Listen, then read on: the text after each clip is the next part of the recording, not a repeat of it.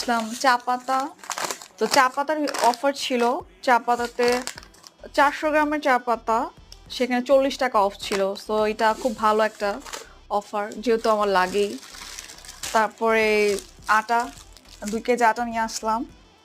আমাদের কন্টিনিউ রুটি খাওয়া হয়, সো এটার ভিতরে আমি অফ পেয়েছি 30 টাকা। মূলত স্বপ্নের অফারগুলো আমার কাছে সবসময় খুব বেশি ভালো লাগে। যেখানে 260 টাকা কেজি রসুন, এখানে আমি নিয়ে আসলাম 230 টাকা কেজি।